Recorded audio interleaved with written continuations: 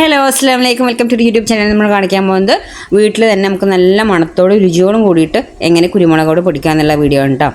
അപ്പോൾ വീഡിയോ കൊണ്ടുവന്ന് നമ്മുടെ ചാനൽ ആദ്യമായിട്ട് കാണുന്ന ആരുടെയും ഒന്ന് സബ്സ്ക്രൈബ് ചെയ്യുക, തൊട്ടടുത്ത ബെല്ലൈക്കൺ ഒന്ന് ക്ലിക്ക് ചെയ്തിട്ട് ഓൾ ഓപ്ഷനും കൊടുക്കുക കേട്ടോ. എന്നാൽ മാത്രമാണ് ഞാനിടുന്ന പുതിയ വീഡിയോസിൻ്റെ നോട്ടിഫിക്കേഷൻ നിങ്ങൾക്ക് കിട്ടുള്ളൂ കേട്ടോ. അതുപോലെ തന്നെ സ്കിപ്പ് ചെയ്ത് കാണാൻ വേണ്ടി ശ്രമിക്കുക. അതിനായിട്ട് ഞാനിവിടെ ഒരു 100 ഗ്രാം കുരുമുളക് ആണ് എടുത്തിരിക്കുന്നത്.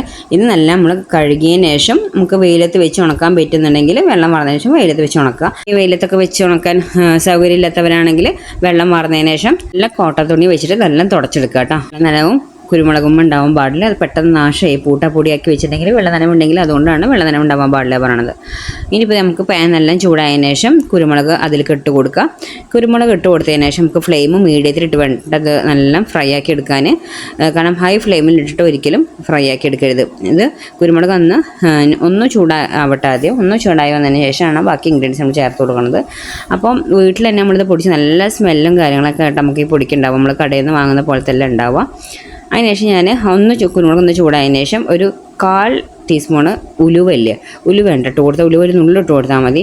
പിന്നെ നമ്മൾ ചേർക്കുന്നത് പെരിഞ്ജീരകമാണ്. 1 സ്പൂണ് പെരിഞ്ജീരകമാണ് ഇട്ട് കൊടുത്തത്.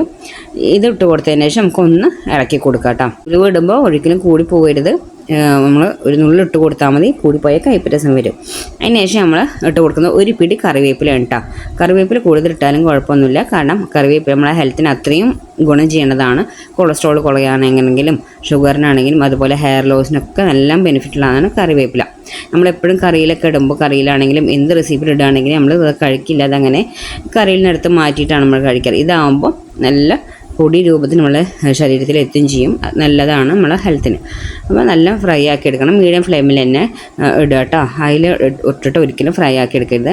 ഇനി നമ്മളെ ഈ കുരുമുളകായി എന്നുള്ളതിൻ്റെ പരുവം പറഞ്ഞാൽ ഈ ഇലകൾ നമ്മൾ പിടിച്ചു നോക്കുമ്പോൾ കറിവേപ്പിലയുടെ ഇല പിടിച്ചു നോക്കുമ്പോൾ അങ്ങനെ പൊടിയുന്ന രീതിയുണ്ട്. ഇതുപോലെ നമ്മൾ പിടിച്ചു നോക്കുമ്പോൾ പൊടിയാണ് കേട്ടോ. അതുവരെയാണ് നമ്മൾ മിക്സ് ചെയ്ത് കൊടുക്കേണ്ടത്. ഇലക്ക് ഇതുപോലെ പൊടിയുന്ന ആ ഒരു സ്റ്റേജ് ആവുന്നവരെ നമുക്ക് ഇളക്കി കൊടുത്തു കൊടുക്കണം. അപ്പോൾ ഇത് ഇലകളൊക്കെ നായി വന്നിട്ടുണ്ട്. മീഡിയം ഫ്ലെയിമിലിട്ട് നമ്മൾ ആക്കി എടുക്കുക കേട്ടോ. പെട്ടെന്ന് ആവാൻ വേണ്ടിയിട്ട് ഒരിക്കലും ഹൈ ഫ്ലെയിമിലിടരുത്. അപ്പോൾ ഞാൻ പിന്നെ ഒന്ന് ഇളക്കി കൊടുക്കുന്നുണ്ട്. പെരിഞ്ജീരകപ്പൊടിയാണെങ്കിലും കുരുമുളക് പൊടിയൊക്കെ ഞാൻ വീട്ടിൽ തന്നെ ഇട്ട് പൊടിക്കാറ്. അപ്പോൾ അതിൻ്റെ വീഡിയോസ് എല്ലാം ഞാൻ ചാനലിൽ ഇട്ടിട്ടുണ്ട്. എല്ലാവരും കയറി ഒന്ന് ചെക്ക് ചെയ്ത് നോക്കട്ടെ.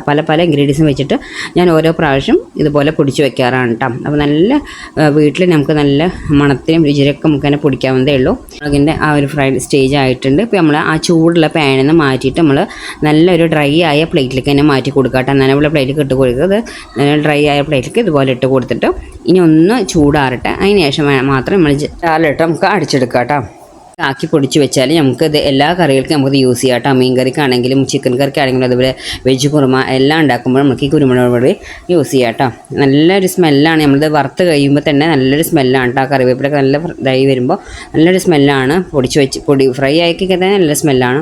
ഇത് പൊടിച്ചും കൂടി ചെയ്താൽ നല്ലൊരു സ്മെല്ലുണ്ട് കേട്ടോ. സാധാ നമ്മൾ കുരുമുളക് പൊടിയുടെ സ്മെല്ലല്ല നമ്മൾ കടയിൽ നിന്നൊക്കെ വാങ്ങുന്ന കുരുമുളക് പൊടിയില്ല, അതിൻ്റെ സ്മെല്ലല്ല ഉണ്ടാവുക.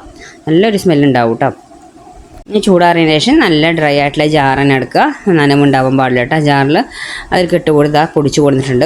അപ്പോൾ ഞാനിവിടെ നന്നായിട്ട് ഫൈൻ പൗഡർ പോലെയാണ് അടിച്ചു കൊടുത്തിരിക്കുന്നത്. ചിലവർ പൗഡർ ആക്കില്ല, ചെറുതായിട്ട് തരിയാക്കിയിട്ടാണ് പൊടിക്കാറ് കേട്ടോ. അങ്ങനെയുള്ളവരൊക്കെ അങ്ങനെ ആക്കിയെടുക്കുക.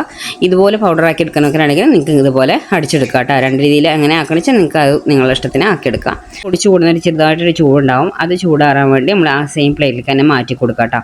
എന്നിട്ട് നല്ല തണുത്തതിന് ശേഷം മാത്രം നമ്മൾ നല്ല ഒരു ടൈറ്റ് കണ്ടെയ്നറിലൊക്കെ ആക്കി കൊടുക്കുക. നമ്മൾ എടുക്കുന്ന പ്ലേറ്റും സ്പൂണാണെങ്കിലും ആക്കി വെക്കുന്ന ബോട്ടിലാണെങ്കിലും നനവില്ലാത്തതാവണം. അപ്പോൾ നമ്മൾക്ക് ഒരുപാട് ദിവസം ഈ കുരുമുളക് പൊടി വീട്ടിൽ തന്നെ ഉണ്ടാക്കിയിട്ട് സൂക്ഷിച്ച് വെക്കാട്ടോ. ഒരു കേടും വരില്ല.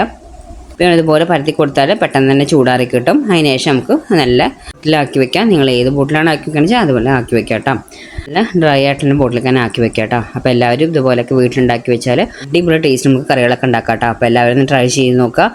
ഈസി അല്ല, കടയിൽ നിന്ന് വരാനായിട്ടും ഏറ്റവും നല്ലതാണ് ഇതുപോലെ ഉണ്ടാക്കി വെക്കൽ കേട്ടോ. അപ്പോൾ എല്ലാവരും ഒന്ന് ട്രൈ ചെയ്ത് നോക്കുക. അത്ര നമ്മുടെ വീഡിയോ ഇഷ്ടം ലൈക്ക് ചെയ്യാനും ഷെയർ ചെയ്യാനും കമൻറ്റ് ചെയ്യാനും സബ്സ്ക്രൈബ് ചെയ്യാൻ മറക്കരുത്. Okay, bye bye, thank you.